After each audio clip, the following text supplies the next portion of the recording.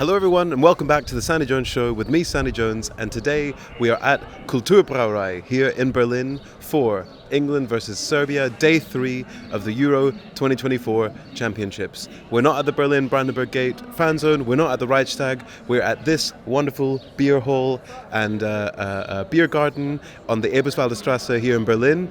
I'm excited, I'm nervous, who knows what England's going to turn up today. Let's go inside and check it out and see what the vibe is. See you in a sec. Hello everyone and welcome back to the Sandy Jones Show with me, Sandy Jones, and today we're going to do a review of the match between England and Serbia at the Euro 2024 Championships here in Berlin, Germany. So let's get stuck right into the video.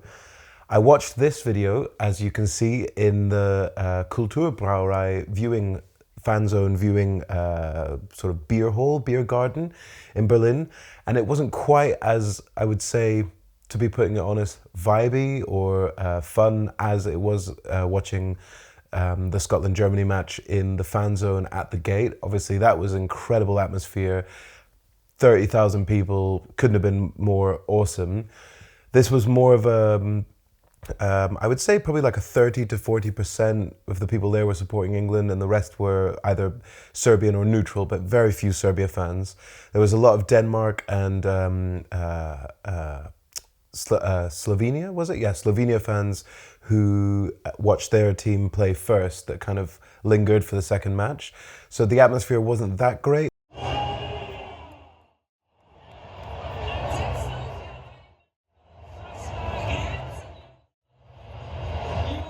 Generally speaking, I thought it would be better to actually just do a review like this as opposed to just simply posting, shots from that fan viewing. I think as England progress, hopefully through the rest of the tournament, there's going to be more of an opportunity to go to the bigger fan zones to watch the England games. At the moment, the Brandenburger Tor fan zone is only for the Germany matches, the matches that are being played in Berlin, of which England has none, and then the knockouts. So let's see how the tournament progresses, and hopefully if England qualify and then get into the knockouts, we'll get the chance to watch and interview a bunch of England fans at the massive fan zone. So that would be absolutely awesome. So let's get stuck into the game itself. I would say, how would I describe this game generally? Very cagey, very cagey. I've heard a lot of positives and negatives in the media and from other content creators about England's performance in this game. My first thought was, I must say, that night when I came home, well, first of all, it was an ordeal watching the match. It was just your typical England in a tournament first match or later on in the tournament. We got a goal. It was an absolutely fantastic goal from Jude Bellingham. And I think one of the key themes of this video is we are basically, if Chelsea are Cole Palmer FC, we are Jude Bellingham FC but with England. What an unbelievable player. He's 20 and this guy is just a class above every single other player on the pitch from both teams. He's unbelievable. We're so lucky that this guy's a Brummie lad from Birmingham City and that he's pushed on and achieved what he has already. At 20, he's already won the Champions League. And I just feel like if we're going to win anything, we need to just put the medal round this guy's neck and just let him go with it, because my God, what a player to build your team around. So I couldn't have predicted it more. We all saw it coming. If anyone was going to score, it was going to be Jude Bellingham. And what did he do early on in the game, just to settle the nerves? He towers over. He's a tall lad, but this was all about the athleticism, the know-how, the vision to just tower over the defender and bang that ball in without giving away a foul, no elbows. He didn't really even put that much pressure on the player. He just jumped that high, got there and headed it in. Reminded me a little bit of a Cristiano Ronaldo goal that he scored against Chelsea. I think it might have even been in the Champions League final in 2007, the one that Chelsea lost. If I'm not mistaken, or it was at least that season, where he just suspends himself in the air. You know, you're almost watching like poetry in motion, how he's just up so high up in the air, just knows exactly when to jump, times it, and he's just kind of hanging in the air to header it in. What an unbelievable goal. And that first sort of 10, 15 minutes was pretty decent, you know. It was like a very good start, let's say, and we get the goal. And then it goes a little bit cagey. And then from minute 17 or whatever the goal was until minute 94, the atmosphere was tense. You know, this wasn't a typical England fans all singing, going crazy, and you know, pushing on the team, even though we're in a fan zone several hundred miles away in a different city. All the England fans around me were very cagey. Everyone's just thinking like, oh God. Because as the game progressed, Serbia kept getting into it. Serbia kept growing into the game. They had a few chances. They've got Mitrovic, they've got a solid team of players, and they're physical. These guys are big lads. They're physical. They were going after every ball. And when you've got someone like Mitrovic, Fulham fans watching the channel will know, feed the Mitro. He's a solid striker, and he's gonna cause you problems. And this is something that I spoke about in my my last video about England, is that I feel like Gareth Southgate, he has done such a good job with this England group over the last 8 years. I wouldn't have wanted anyone else to be there for this time. He got us to a Euro final. He's changed the culture at the national team. He's finally, in this team selection, gone for a young, form-based England squad. So he's got rid of the likes of Henderson and Maguire, who simply weren't performing or just haven't, you know, Henderson doesn't even play, he plays for Ajax, but I think he's barely played for them. He didn't pick anyone because they are like these big egos that he feels like he has to pick.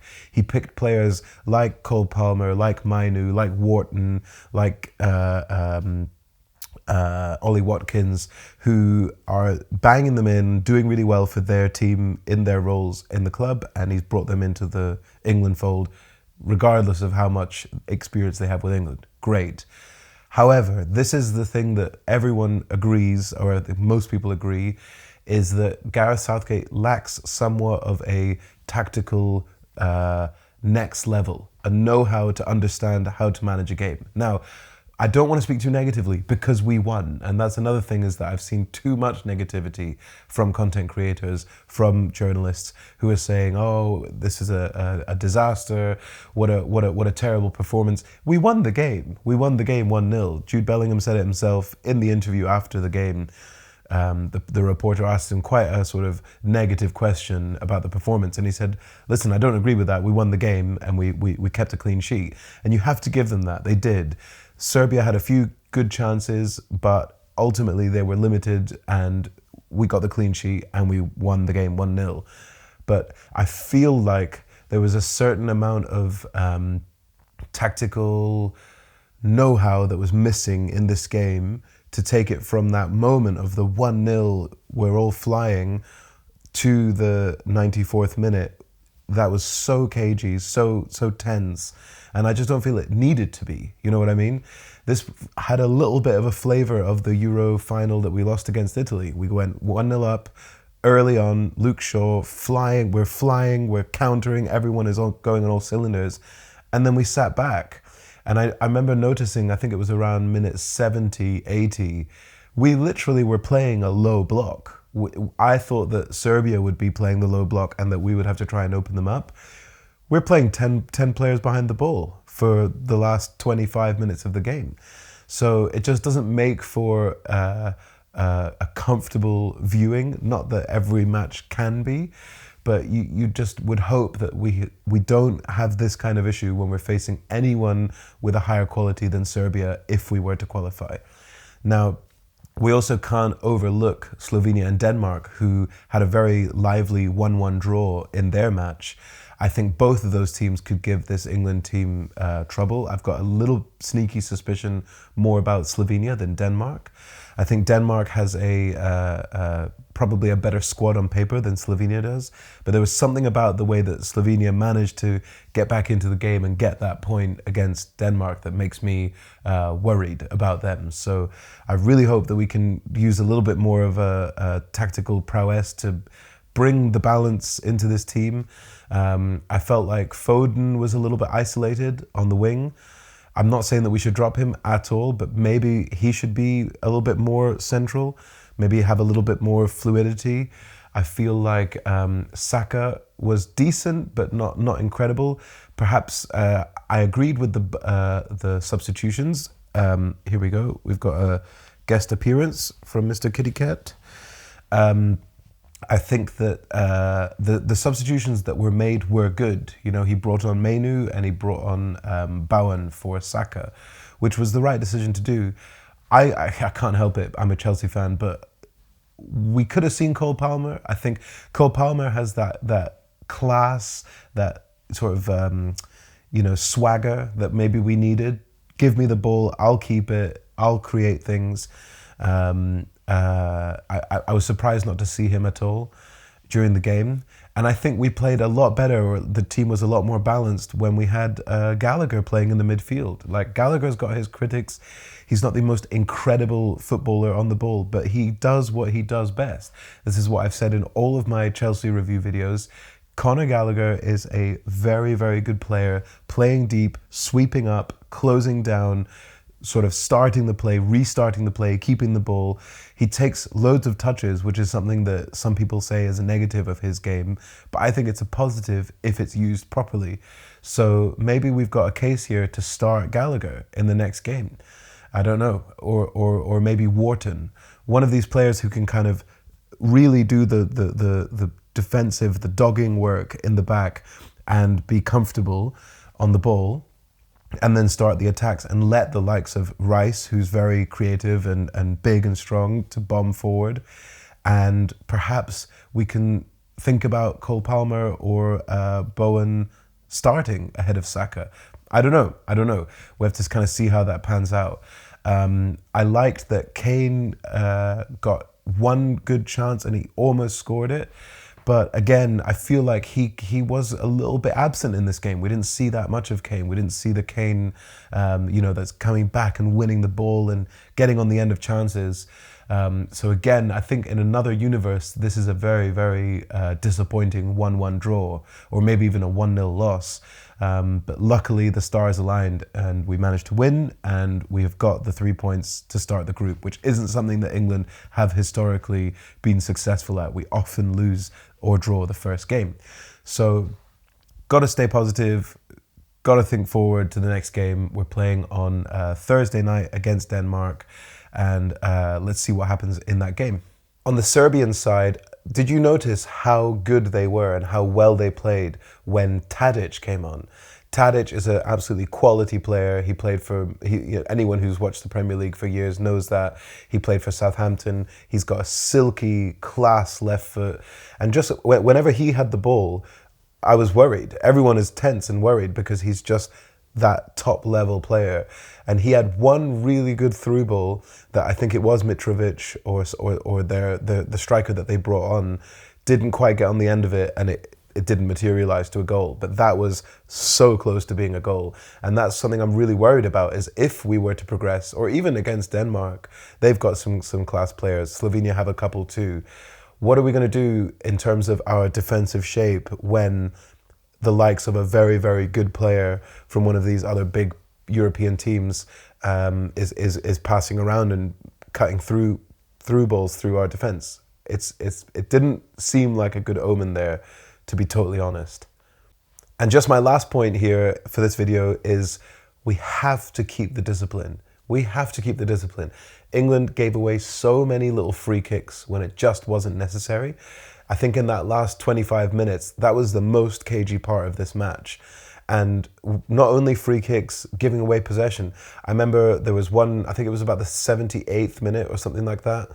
There was a England foul in the final third in Serbia's side of the pitch. The camera cuts away, and then when the camera cuts back, Serbia are attacking and they're crossing the ball into our goal.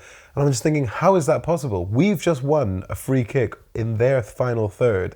And then before the camera can pan up and show the image, Serbia are attacking our half. And then the replay came back and it was just because we just lost the ball like stupidly in the final third. And those are the kind of things that we will get punished by an Mbappe, by Musiala, or one of these quality players if we were to play them later in the tournament, or even some of the Denmark and the Slovenia players will punish us if we give away the ball like that. We have possibly the best squad on paper. Everyone is saying that this England team stacks up against any other Euro team that's playing in this tournament. We need to keep the ball better. We can't be giving away free kicks. We can't be giving the ball away for nothing. Or else we will get punished. So I really, really hope that those scrappy mistakes get cleared up by the next games. And just to end this on a positive note, this is the first time that this exact England squad have played together. They didn't really even play together that much, all of these players, during the qualifying, because it's quite a different team that's been picked for the tournament. It's a form-based team. So I really hope that this first game was just us getting the heebie-jeebies out, let's say, and just getting kind of settled into the tournament. It was a little bit nervy, it was a little bit cagey, but to quote Jude Bellingham, we got the 1-0 and we kept a clean sheet, and that's all that matters in a tournament. So I'm not one of these doom and gloomers who's saying, oh, this is because of, this shows exactly the weaknesses of England and they can't do this and they can't do that. No, all I'm saying is we need to use this game as a building platform to build on, have a better performance against Denmark, and hopefully win that game with a little bit less caginess and a little bit less nervousness. A 2-0 or a 3-0 comfortable win would do very nicely, thank you very much. But to be honest, I'll take a cagey 1-0 if that's all you're going to give me, England. So that's it for this video. Thank you very much for watching. Keep tuned to this channel for the rest of the tournament. I'm going to be going back to the fan zones later this week to watch some of the games, to interview some of the fans, soak up some of the atmosphere. If you haven't already, check out the video from the Scotland versus Germany fan zone and crowd reactions that I made last week for this channel. These Croatia fans especially were in such good form, and you can see from the thumbnail that I had a really good time interviewing them. So definitely check that out if you haven't already. And apart from that, all I've got to say is thank you for watching this video, and I'll see you at the next one. Keep the faith. See you soon. Cheers. I've been Sandy Jones from The Sandy Jones Show.